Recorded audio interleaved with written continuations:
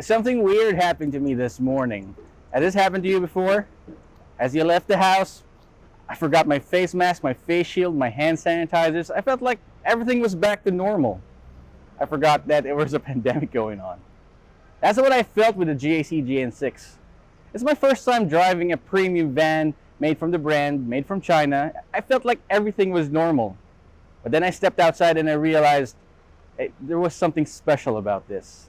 How's it going, guys? It's Roy from Zigwheels.Ph, and today we're going to take a look at the GAC GN6. Does it have what it takes to take on those interesting car spotting memes? You know, that infamous one car? Let's find out.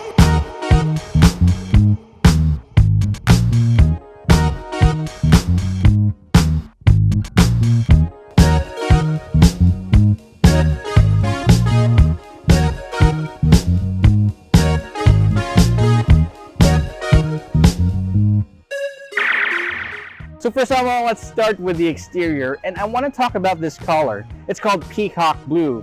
It's this blue-green tempera-like color that I think is definitely good looking on a GAC GN6. When is the last time you've seen an MPV or a van that has this kind of color? I think you usually see this in more premium offerings. But let's start with this front end right here. Look at that massive chrome grille. It's like the corporate look for GAC cars, but it definitely looks great on the GN6. It's flanked by these large headlamps with actually just halogen headlamps, but at least they have these LED daytime running lamps on it. It makes it kind of interesting. But look, although it has halogen headlamps, its fog lamps are full LEDs, so that's definitely interesting. You got your large GAC badge in the middle. You also have this pretty compact looking but wide and expansive hood right here, which is pretty much for the course for premium vans these days. One thing to notice, this aggressive looking chin right here. It's really angular. Looks like you're gonna scrape it in a couple of bumps right here, but I don't think so because of this high ride height. It definitely gives it a more aggressive look that you cannot find in other MPVs. Good job, GAC. Overall, I think the front end looks great on the GAC GN6, and I think it sets it apart from the pack of budget MPVs. Heading over to the side profile of the GAC GN6, and I think it looks amazing. Some people might think it looks boring, but again, you got to remember this is a premium MPV, a premium compact van. And when it comes to those types of designs, I don't think you have to go all out on it. So you just have this huge slab of peacock blue that I was talking about earlier. If you notice this large chrome strip on the top of the window here, at least you don't have it at the bottom. It creates some sort of contrast design that I think is pretty darn neat. It sets you up for the biggest blacked out D-pillar I've ever seen. I mean, look at this. Some other cars would have the blacked out D-pillar to give you the floating roof design, and I think the designers were asked how large would the D-pillar would be on the GAC GN6, and the answer would be yes. Let's head over to those wheels. Look at these 16 inches. I think they're a bit too small for the GAC GN6, and you know, 16 is pretty small. 17s or even 18s would give this car justice.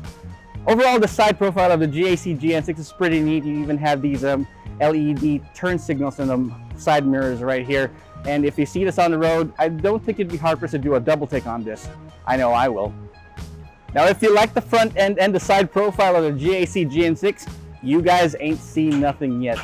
If you can see the rear of the GAC GN6, there's nothing to write home about. You got this huge red bar in the rear right here that you think lights up and you wish it did, but unfortunately, it doesn't. Just these side LED strips here for the tail lamps.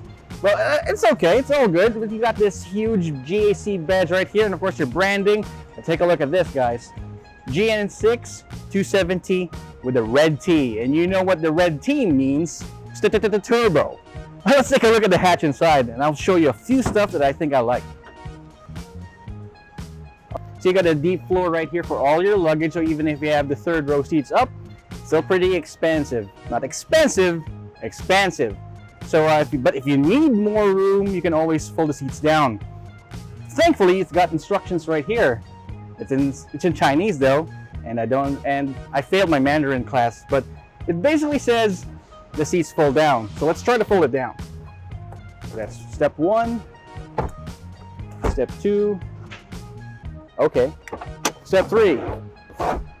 And there you go. It's got a really flat floor for all your stuff, all your valuables, and I think it really helps out. But one more thing, take a look at this.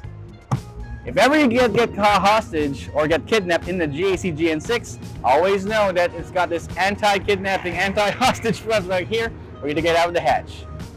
Good note. Wide opening doors. Nice. Alright, so with the GAC GN6 inside, you're greeted with a more premium looking feel of the interior.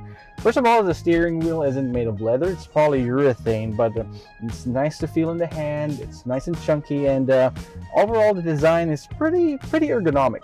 You got your controls right here, the shift boot here. The shift boot's actually mounted in some sort of like a floating shifter design, so it has more space underneath. So there you go. The thing about the interior having so much piano black in it is that if you start looking at it funny, dust starts to accumulate. So I guess one of these should be one of your best accessories. About the gauges are pretty nice. They're bathed in this chrome brushed aluminum silver. Kind of reminds you of a watch, something, some sort of a premium chronograph or something. But it kind of is like a love-hate thing. Some people love it, I love it, but some people hate it. Just ask the guy in the back. So it's bathed in nice leather, although the front dash is definitely made of hard plastics, but everything that you usually touch is made of good leather. This is also hard plastic, by the way, so don't worry about it. It's got a lot of space in it. We've got 2 cup holders here, 2 bottle holders on each end, and then the back. We're going to take a look at the back later on, but I just want to emphasize how integrated the infotainment screen is.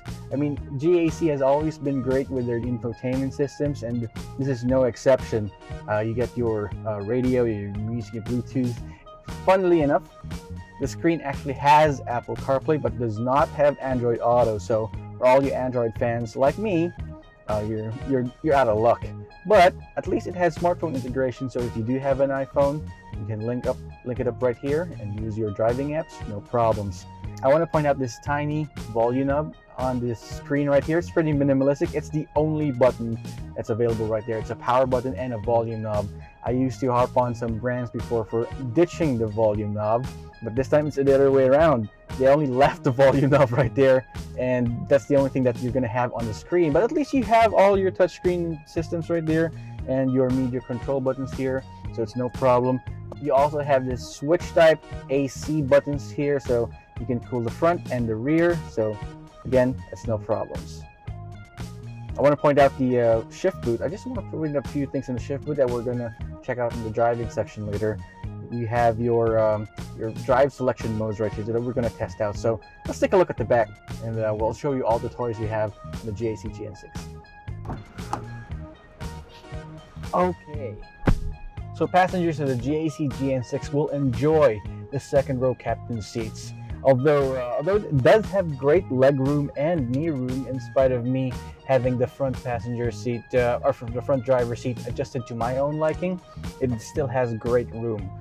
Seats are great. It's soft leather. I see myself riding in this one for quite some time. On long drives, it's fine. It does not have any USB ports on the second row, though. It has one USB port in the back, which is kind of weird. You might want to expect that in the second row. And you also get to control your own AC from this panel right here on the center console. So you got that one. And overall, the greenhouse is pretty high. So it has great visibility. You won't get claustrophobic inside of it. It really has a premium feel, and the GAC GN6 does deliver for the passengers. I think I like it. Right, so before we drive off, there are a couple of things on the GAC GN6 that I want to show you that might be of note. So first off, of course, like I said earlier, you got your drive mode select for Eco, Sport, Winter, and Normal. So you also have this pretty nifty shifter here. I want to show you guys something.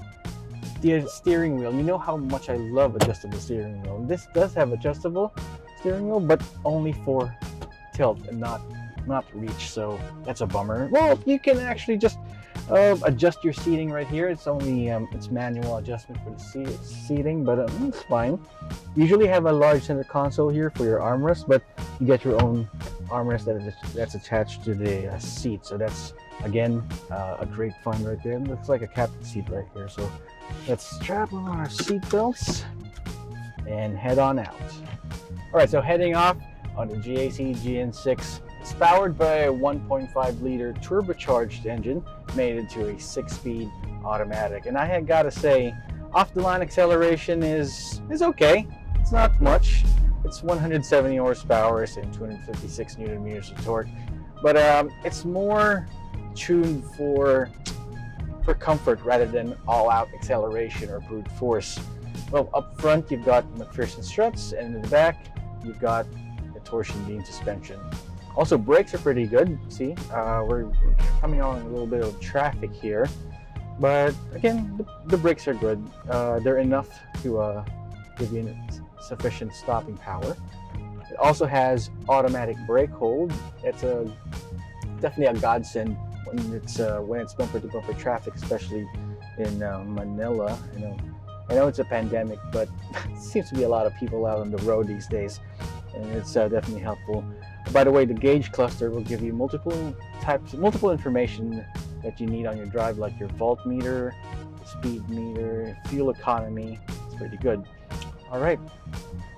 So hey, but the thing about the GAC GN6 is it's not really much about the drive as much as it's about the passengers. So let's go ahead and check out the back. And for once, I'm gonna go ahead and let someone else drive the car, and let's see how comfortable it is on long drives. All right, one thing to mention is that the electronic handbrake automatically activates itself when you hit park. And I think that's something to note on the GAC GN6, and it adds a little bit more convenience to your drive. Like I said earlier, this car is made for the passengers. At the back seat, you have great, not just adequate, but great leg room and knee room. And I can definitely relax here thanks to this nice leather seat. It's awfully soft. It's pretty soft actually, and it's very supportive of my behind right here. So it's definitely a good place to be in. The suspension system is set up to give this a more floaty ride. So this is not going to be the sportiest car in the world, far from it. You do have McPherson struts up front and the torsion rear beam suspension. So like I said earlier, this car has 16-inch mags. It may not be a looker on the outside, but the benefits of having to have smaller mags is that you can fit in wider tires. So what that does is that it gives you more comfort inside. So imagine having 18-inch mags in this car, but have the smaller or the thinner series tires. It's definitely going to be a more jarring ride. So again, this car is set for more comfort, set for the passenger. In the rear, I'm pretty much enjoying myself. I do wish that it does have a USB port. I could just go ahead and put my USB up front, like I said earlier, but it's definitely an inconvenience for me. You do have map pockets here, and it does fit my liter of water easily. We've got a lot of nooks right here. Oh, one more thing. It has a really flat floor. So imagine riding in the back, having to worry about the suspension tunnel. In this car, no worries. Let's talk about pricing and value. So this car, the GAC GN6, only has one variant available, and it starts at a hair under 1.5 million pesos. Well, 1,498,000 to be exact. But for that price, you get so many toys inside and accessories that you wouldn't really mind it. I mean, for other MPVs or other SUVs, probably for 1.4 or 1.5 million pesos, you'd be getting the standard equipment. But in this car, you have, again, this is the star of the show actually, the second row seats, these captain seats. You'd have to pay so much more if you want to get this in a different vehicle, for example. And of course, the ride quality. The ride quality is floaty. It's amazing. It's not nauseating. It's smooth but firm in a way that is just right, if you get my drift. And if you do have the funds, if you do have 1.5 million pesos, this is a good car to consider. Others might balk at the fact that paying 1.5 million pesos for a new brand car might be a bit too much, but I dare you guys to get a test drive, and you'll definitely feel the difference. Fuel economy in the city is around 7 to 8 kilometers per liter, and in the highway, 10 to 12 kilometers per liter. Safety features include dual front and side airbags, rear parking cameras with rear parking detectors, stability control, ABS with electronic brake force distribution. So there you have it, folks. We have the surprisingly good GAC GN6. It's got everything that you need and more. It's got the looks, the power, the fuel economy, those wonderful 7 seats, especially those in the middle row, the captain seats. I'm amazed, actually. And I'm surprised that not a lot of people know about this, but I'm sure that after this video, you can head on over to Zigwheels.Ph to find the best deal available on the GAC GN6. So what do you think? Leave us a comment down below and tell us if you think the GAC GN6 is up for you, or you have something else in mind that you want us to review. If you like the video, like this video and subscribe to our channel, and make sure that you hit that notification icon so you're alerted whenever we upload a new video. Once again, it's Roy Robles from Zigwheels.Ph, and I'll see you next time.